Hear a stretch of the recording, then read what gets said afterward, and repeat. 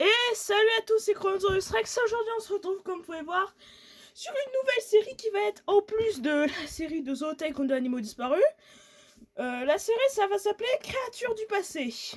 Et je vais vous expliquer pourquoi. En fait, dans les années 2000, est sortie cette collection appelée Weird and Wild Creatures, qui parlait de créatures parfois venimeuses, étranges, ou encore aquatiques. Sauf que là, j'ai utilisé des modèles 3D pour illustrer.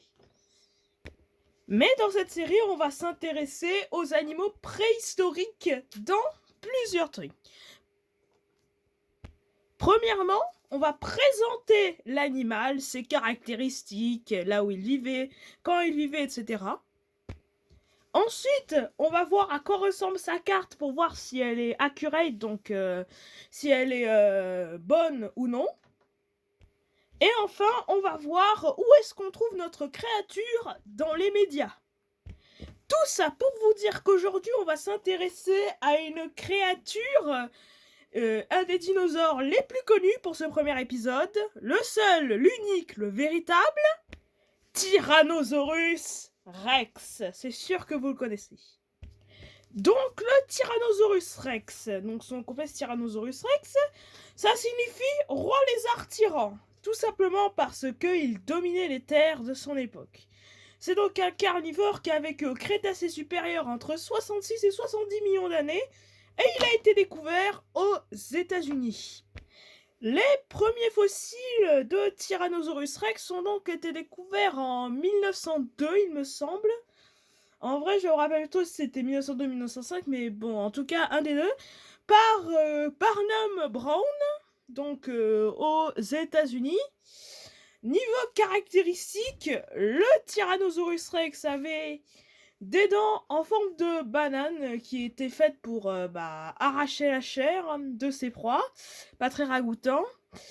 Il avait aussi une force de morsure estimée à 9 tonnes de pression. Et niveau taille, il atteignait les 12 à 13 mètres de longueur pour un poids d'environ 6 tonnes, ce qui en fait le plus grand membre de la famille des Tyrannosauridés, famille à laquelle il appartient. Et dans cette famille des Tyrannosauridés se retrouvent également d'autres membres un peu plus petits, comme le Tarbosaurus qui lui régnait en Asie. Mais pas à la même époque. Enfin, si, mais pas dans les mêmes millions d'années. Enfin, vous m'avez compris, quoi.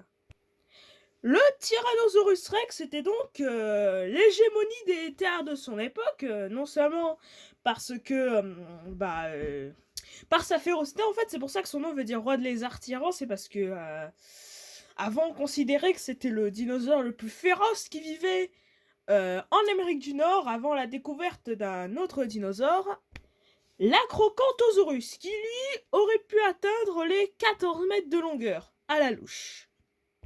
Le Tyrannosaurus Rex est quand même resté au sujet de 3 débats dont on va parler aujourd'hui. Premièrement, est-ce que le T-Rex était un chasseur ou un charognard?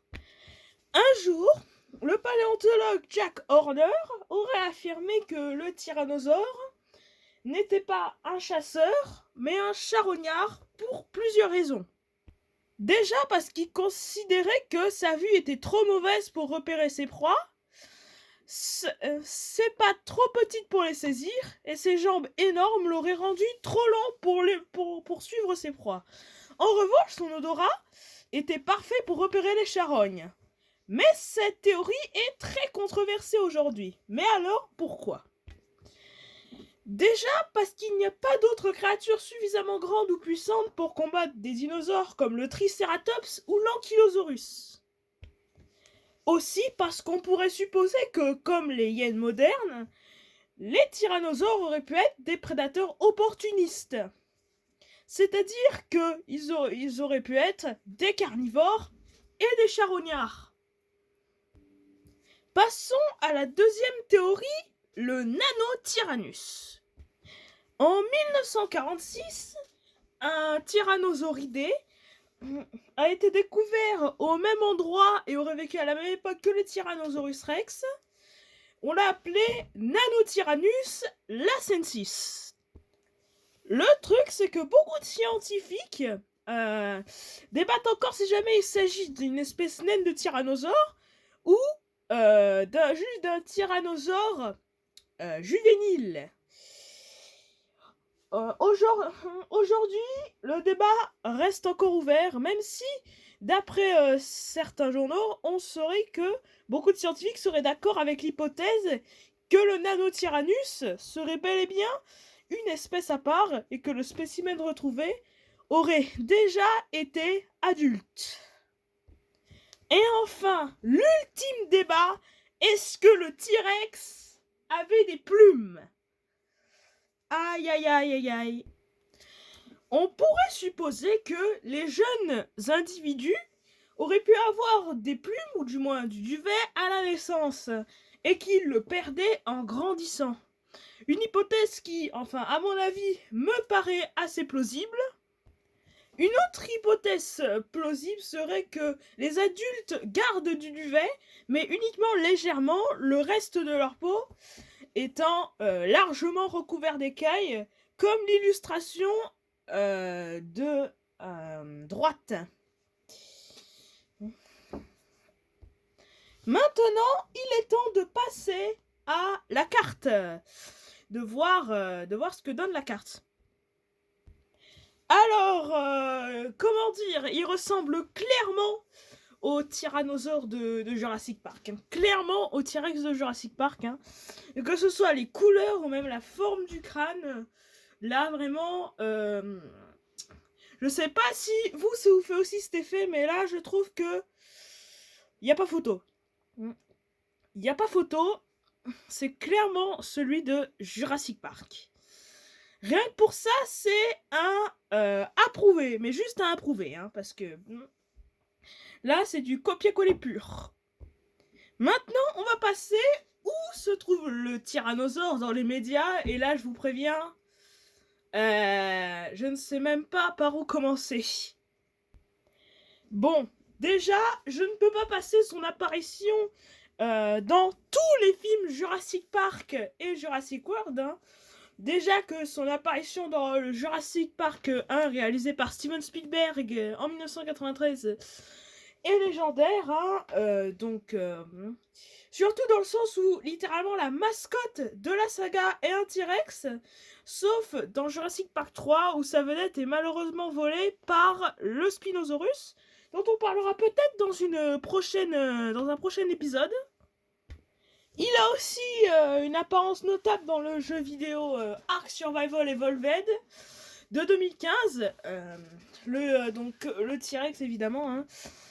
Donc, vu que le T-Rex apparaît dans beaucoup de jeux vidéo, je vais pas tous les citer. Mais faut savoir que dans Ark, le T-Rex s'appelle simplement Rex. Hein. Et il est domptable dans le jeu, et il est considéré comme animal domptable. Et bien sûr, c'est un carnivore, hein, très très agressif d'ailleurs. Hein. Moi, les fois où j'ai joué à Ark, quand j'ai rencontré des T-Rex, ça s'est très très mal terminé. Je pense que vous avez compris pourquoi.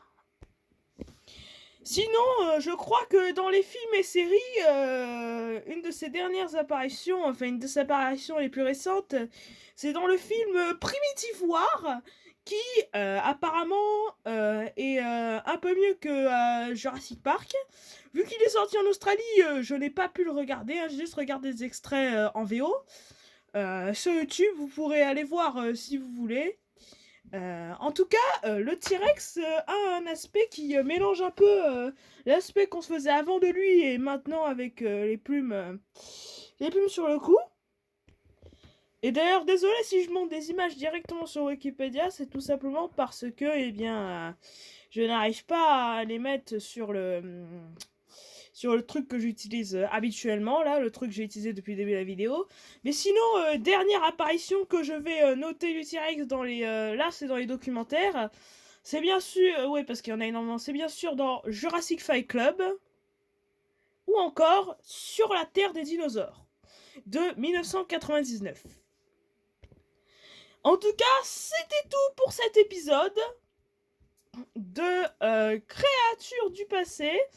La prochaine créature va normalement être très très connue également du public. C'était Chronosaurus Rex. Ciao ciao!